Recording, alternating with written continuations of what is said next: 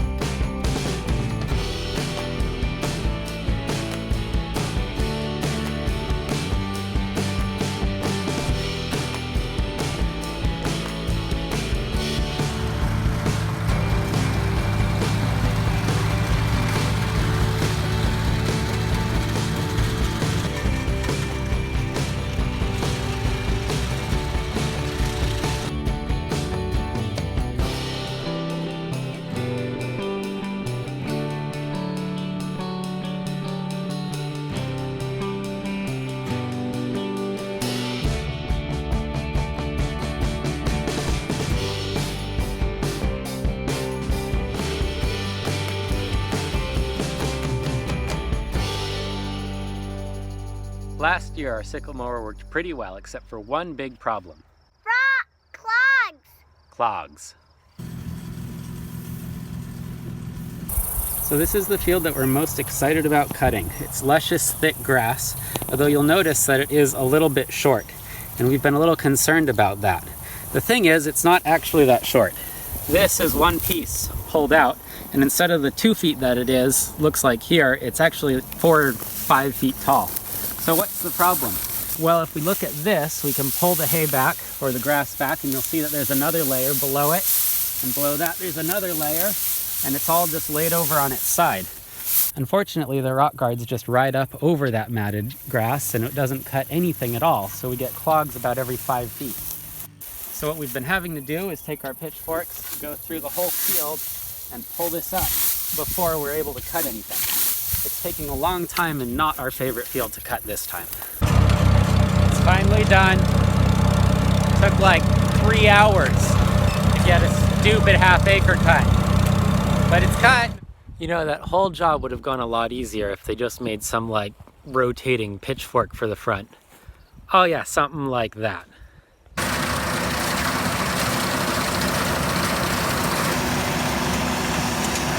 When cutting the really thick stuff, we were getting horrible clogs on this end shoe. According to the internet, this should fix all of our problems. I sure hope so. We'll see. This is a special sickle section for the end that helps to clear the clogs that build up on that end shoe.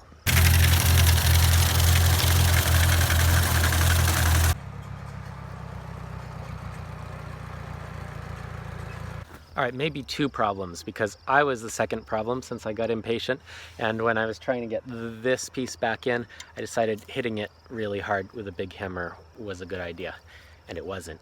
And so we had cracked out the bottom of the carrier here, and unfortunately that part, well, it's only 40 bucks online used, does cost $70 to ship, so we ended up just buying another sickle for parts.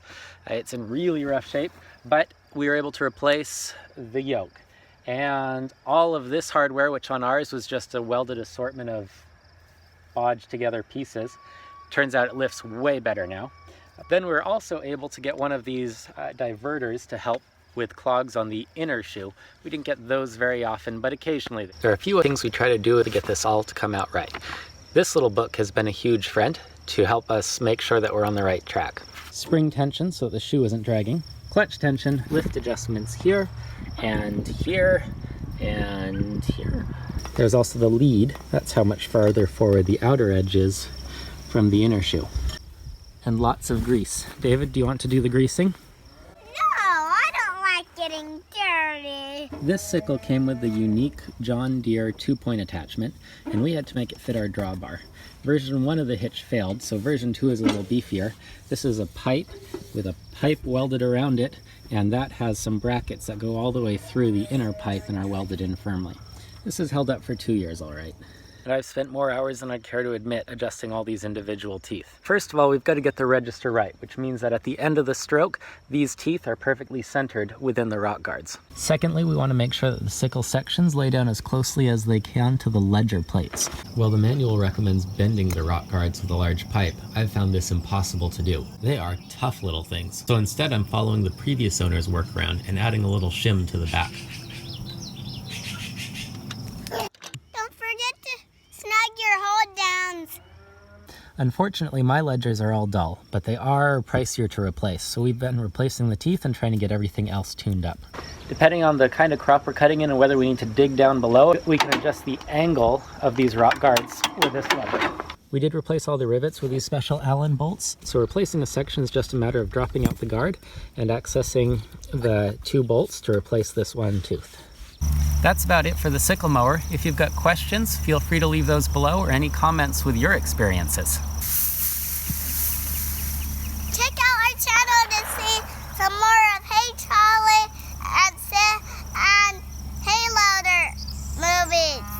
Hi, I'm Simon. And I'm Heather, and we call this Cozy Cow Farm. We're not really farmers. But I'm a farmer. We just bought the farmhouse with the land, Got some chickens. then we added some cows. And we're still trying to figure out what we're doing. So subscribe to join us on our journey of trying to learn this. Or comment and let us know what you'd like to see.